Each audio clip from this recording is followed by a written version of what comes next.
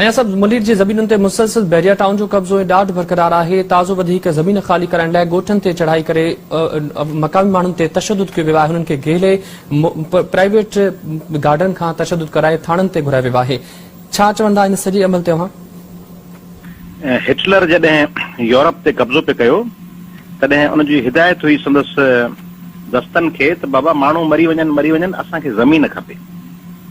France जी ऐं Belgium जी, Italy जी, यूनान जी, इन्हनि इलाइक़नि जी ज़मीन खपे। इंग्लैंड जी पोइ कोन कब्ज़े में फबिया। ईअं साॻी तरह टिका ख़ान जॾहिं वियो तॾहिं चयईं बंगालियुनि जी ज़मीन खपे, बंगाली न खपनि।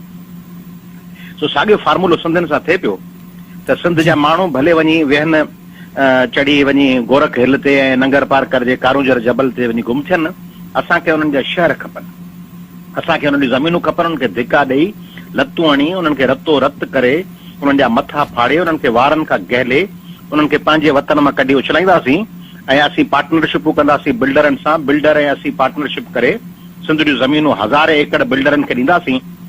पोइ बिल्डर असांखे हर विला में, हर फ्लैट में, हर प्लाट में 50 सैकड़ो असांजो हिसो हूंदो। पोइ असीं हुकूमत बि कंदासीं, 50 सैकड़ो हिसो बि रखंदासीं ऐं उहे बिल्डर सिंध खे लुटींदा ऐं असां रुॻो बयान वेठा जारी कंदासीं, टीवी ते ख़बरूं वेठा कंदासीं त सिंध हुकूमत हिन में पंहिंजो एक्शन खणंदी।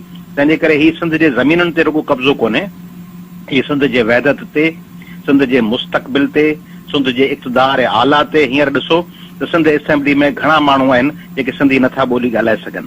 क़ौमी असेंबली में घणा नुमाइंदा आहिनि सिंध जा जेके सिंधी नथा ॼाणनि। सेनेट में घणा माण्हू मोकिलिया था वञनि जेके असलोका सिंधी न आहिनि।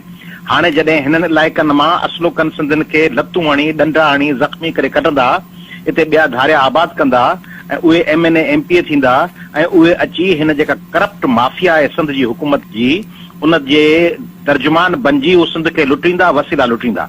मूंखे त हैरत आहे त इन में जेके सिंधी ऑफिसर शरीक आहिनि हिन ज़ुल्म में, जेके हूअं सॼो ॾींहुं पोइ रिटायरमेंट खां पोइ या वरी कंदा आहिनि माण्हुनि खे हिदायतूं कंदा आहिनि त हीअं कयो हूअं कयो, या वरी वेही माण्हुनि खे सम्झाईंदा आहिनि त असां जॾहिं इक़्तिदार में हुआसीं या असीं ऑफिसर हुआसीं त असांजो वॾो ज़ुल्म थियो सिंधी हुअण जे करे। उहे ख़बरूं करे उहे हींअर असिस्टेंट कमिश्नर आहिनि, उहे हुते DC आहिनि, उहे हुते DSP ऐं इंस्पेक्टर आहिनि, उहे सभु गॾु थी ही जेके जोखिया आहिनि, ही बुरफ़त आहिनि, ही कलमती आहिनि, ही जेके बि ज़ातियूं आहिनि, ही उन्हनि सभिनी ज़ातियुनि जूं असलोकियूं ज़मीनूं आहिनि। ही इन्हनि गबोलनि जूं हज़ारे सालनि खां ज़मीनूं आहिनि।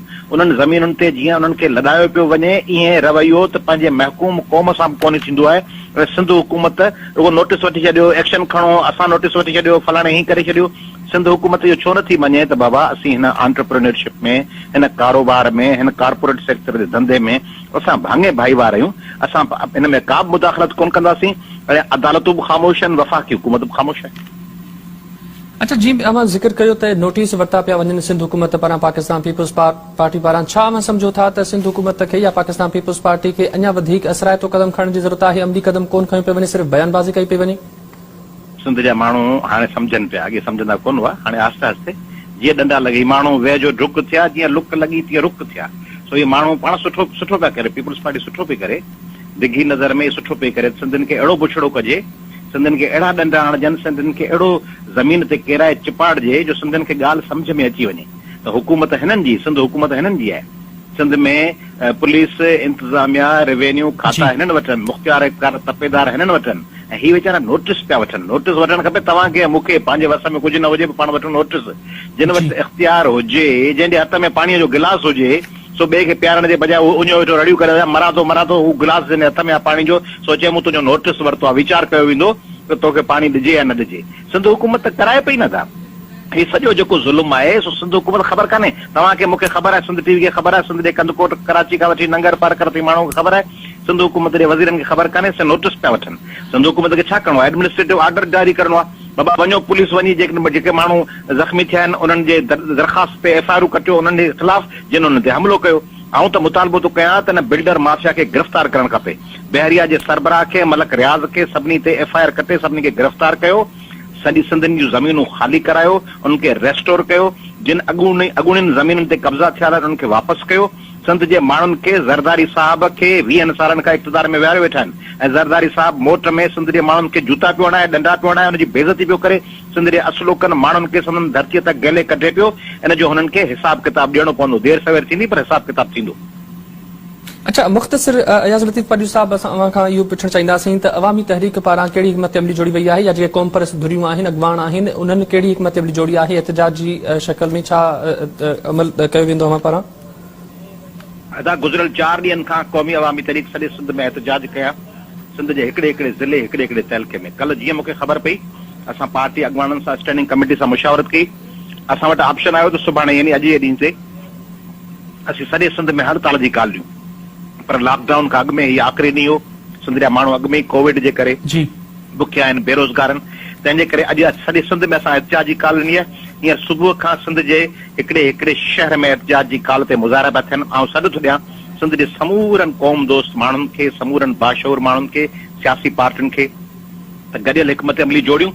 ही बहरिया, ही बिल्डर, ही कब्ज़ागीर असांखां ॾाढा कोन्हनि, पर मसइलो इहो आहे त जिते बि असीं आलमी फोरमनि ते, मुल्की फोरमनि ते ॻाल्हायूं था, उते असांखे चयो थो वञे त तव्हीं चूंडींदा त फलाणनि खे आहियो, सिंधी वोट त फलाणनि खे ॾींदा आहिनि, असां सां त उहे ॻाल्हाइनि, तव्हांखे त सिंधी वोट कोन ॾींदा आहिनि। सिंध जे क़ौम परस्तनि खे, सिंध जे मज़हबी पार्टियुनि खे, सिंध जे क़ौम दोस्त इनकलाबी पार्टियुनि खे, प्रोग्रेसिव पार्टियुनि खे सिंधी त वोट कोन था ॾियनि, वोट त ॾियनि था बिजा तीर बिजा ते, तंहिंजे करे असीं उन्हनि सां ॻाल्हाईंदासीं। पर बहरहाल असांखे हींअर सिंध खे मोबिलाइज़ करणो आहे। अॼु सॼे सिंध में एहतिजाज आहे ऐं सभिनी धुरनि खे सॾु थो ॾियां त गॾिजी हिकिड़ी अहिड़ी हिकमत अमली जोड़ियूं जो हिननि सभिनी सिंध सां ज़ुल्म कंदड़ माण्हुनि खे पंहिंजे अंजाम थी पहुचायूं।